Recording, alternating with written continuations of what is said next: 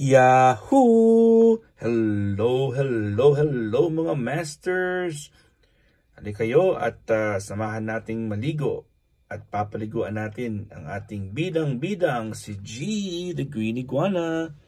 So nandito po siya ngayon sa kanyang pool at ang kanyang pool po ay syempre warm water na po yan.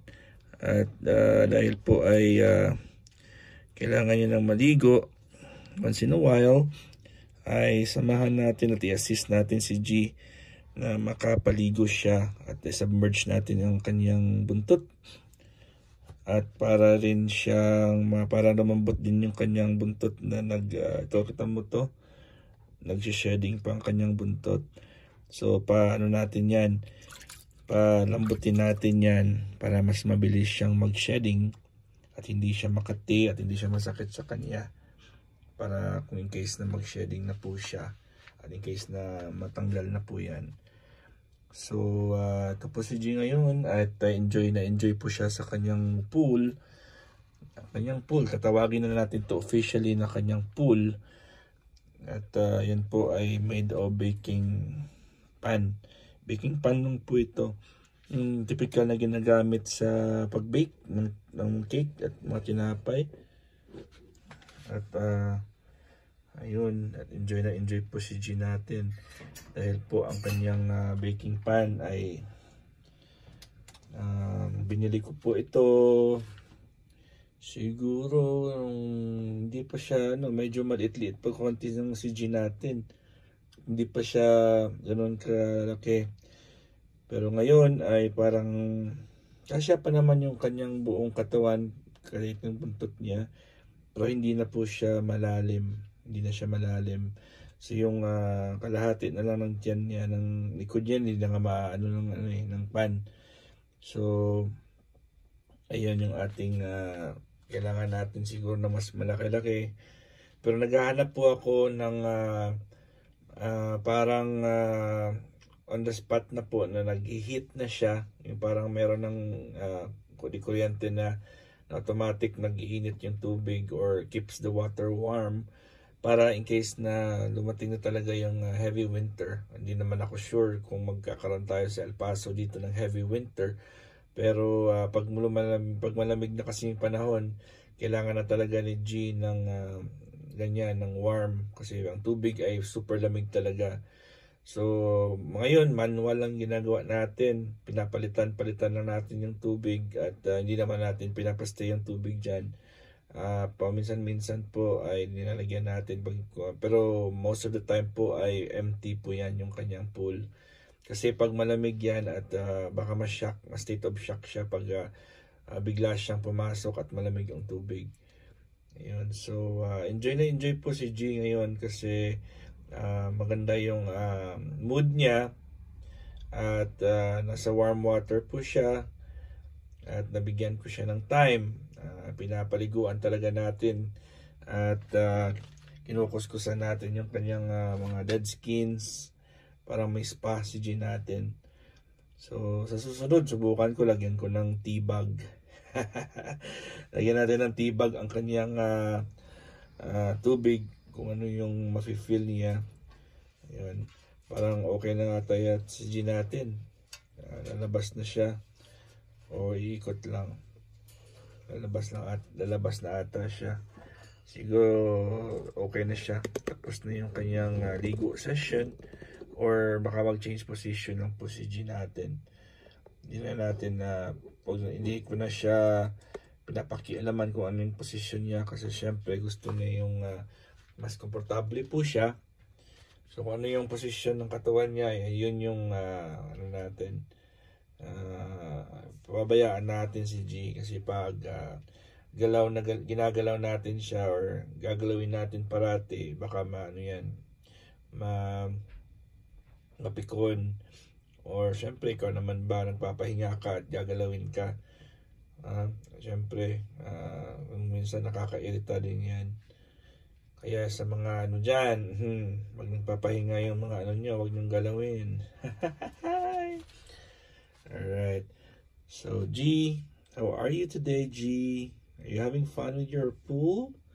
Yes, sabi ni G kanina pa yan si G nagpo-pull. Ayun, sinasubmerge na rin yung kanyang mukha kasi ligamgam po yung tubig. So I think maganda sa feeling niya yung tubig na warm water. So ano talaga, mabait talaga si G natin at hindi na siya katulad ng dati ng mga first 2 weeks, 3 weeks or let's say first 2 months na ayaw na talaga magpahawak. Ngayon alam niya na kung sino yung si daddy ko at saka ako. Pero si daddy ko hindi pa nakakahawak sa kanya. Ako lang talaga nakakahawak kay G natin. Kasi pag pinahawak mo yan at baka magalusan o si daddy ko yung mga balat niya. Dahil ang kuko ni G kasi matalim eh. Siyempre pangit naman, nag-acupuncture siya. Especially pag nag-facial acupuncture si daddy ko. Yung parang cosmetic acupuncture yan. Yung nilalagay yung mga needles sa mukha para mawawala yung mga wrinkles. So, syempre, makikita ng pasyente yan pag may mga yung kamay ni daddy, mga scars. So, yun ang pinagbabawal natin na wag siya talagang magalusan ng ating G. Kasi si G, hindi niya naman gustong mag-inflict ng injury. Pero kusang loob lang kasi yan, parang yung tawag dyan, parang ano niya yan, reaction niya yan. So, unconscious reaction niya na para hindi siya mahulog o para siyempre pag hinawakan mo siya, feeling niya siyempre parang mahulog siya o baka mababitiwan. So, ginagawa niya is yung kung ano yung damit mo, siyempre doon yung kuko niya sasabit. Pag sumabit yung damit niya at medyo hindi siya balance, siyempre yung isang kamay niya o dalawang kamay o paa niya ay maghahanap naman yan ng isang makakapitan. Kung balat mo yung kakapitan niya, hindi masakit. Kaya pag nahawakan ko po si G ay slowly lang at very gentle. At ngayon ay hindi na siya nagrereklamo pag hinahawakan ko. Kasi syempre pag medyo may pressure po yung kamay mo, mabigat yung kamay mo sa paghawak sa iyong pet, kahit anong pet yan, kahit palaka pa yan o ahas o aso, pusa o manok. Syempre pag mabigat yung kamay mo, pag nasasakal sila o feel nila na baka mabalian sila, yung kanilang response po, immediate response po nila is i-defend po yung sarili nila. Kaya hindi naman natin talaga sila masisisi kung minsan ay nakipaglaban sila sa kanilang mga amo, mga masters. Kasi hindi naman lahat ng mga masters ng mga pets ay gentle yung kanilang mga kamay at ang kanilang paghawak. Kaya pag parati mong hinahawakan, magiging familiar po sila sa iyong pressure ng iyong paghawak. So, alam na nila, ito pala si daddy ko, ito pala si mami, ito pala siya, kasi ito yung paghawak niya. Kaya hahanap-hanapin niya yan yung sense of touch. Kaya as an owner, as a pet master or pet owner po, kailangan talaga be gentle at ini-encourage ko. Depende sa pet mo, syempre. Pag may mga pet naman na hindi talaga pwedeng hawakan, pwede naman, pero meron naman mga pets na akala natin mahirap hawakan, katulad ng mga ahas. Pero marami naman dyan na yung ahas nga ay nahawakan at katabi pa nila sa pagtulog. Marami dyan. May mga kilala po ako na ganyan dito. Lalo na yung mga cowboys dito po sa amin. Sa minsan yung mga pets po nila ay kasama nila sa loob ng bahay nila. Maliban sa aso at pusa, syempre domestic yun. Pero marami ako dito, lalo na at marami akong nakilala. Lalo na nung lumapit na talaga yung pet shop sa aming clinic. So pag free time po ako, pupunta ako sa kanila or sila yung owner mismo na pupunta sa akin doon sa clinic. Nag-uusap-usap din po kami. And syempre meron din silang pasyente ng mga clients nila ay dinadala din nila sa amin sa clinic. Nagre-refer sila ng mga pasyente. At ako rin, dadala din ako ng mga kliyente, possible clients sa kanila. So marami akong na-meet na mga babae, mga lalaki, mga mag-asawa, mga bata na yung kanilang mga pets ay very weird. Kumbaga, hindi mo sila akalain na sa ganung kaamo ng mga mukha. Ayan, tapos na po yung paligo ni G natin.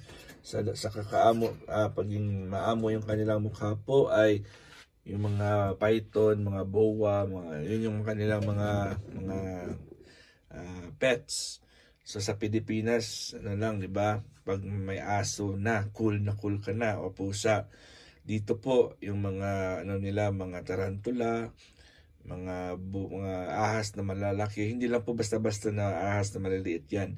Mga malalaki yan kasi yung mga binibili nilang feeds na frozen mice o mga daga na frozen, or sometimes live, meron din silang live mice or rats ay large ang size. So pag large ang binibili nila, ibig sabihin po, kasi merong sizes yan, ang large ang binibili nila, ibig sabihin malaki yung kanilang alaga, di ba?